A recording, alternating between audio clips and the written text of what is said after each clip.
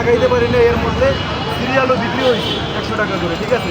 এটা সিন্ডিকেটের কাছে এটা পুরোপুরিভাবে সেনাবাহিনী ব্যর্থ হয়েছে সিন্ডিকেটটা ঠেকাইতে।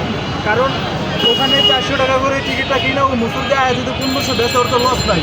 তার মানে সিন্ডিকেটের কাজ কি, সারাদিনের ব্যবসা হয় ওই দিক দিয়ে টিকিটটা নিতেছে, এদিক দিয়ে আবার দাঁড়াইতেছে, এবং কি ওরা ফেস টু ফেস অনেকের সাথে পরিচিত, যার কারণে ওরা আইসা আবার 100 টাকা করে ওর সাথে এসে ঢুকতেছে।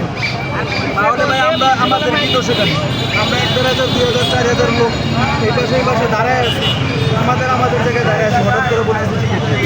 তাহলে আমাদের এখন এই যে আবেগটা, ঠিক আছে, ক্রিয়া, এই যে ক্রিকেটটা এটা হচ্ছে একটা বিনোদন, আমাদের বিনোদনটা যদি এইভাবে নষ্ট হয় তাহলে তো এই যে মিথ্যা আশ্বাসের কোনো কিছু নেই। এবার আমাদেরকে আশ্বাস দিতেছে যে আবার আগামীকাল সকালে আমাদেরকে সুযোগ করে দেবে।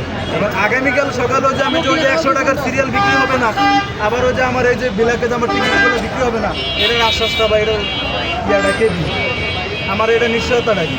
কিন্তু তারা তাদের মতো করে বলতেছে যে তোমরা যাও, সকালে দেবো, কিন্তু তারা তো তাদের দায়িত্বটা আদায় করতে পারে না, তারা তো এটা ব্যর্থ, এটা তাদের স্বীকার করা উচিত, ঠিক আছে। সেনাবাহিনী, এতগুলো সেনাবাহিনী থাকা অবস্থায়, পুলিশ থাকা অবস্থায় তাহলে এই সিচুয়েশনটা বা এই প্রবলেমের ফেস আমরা কেন করলাম?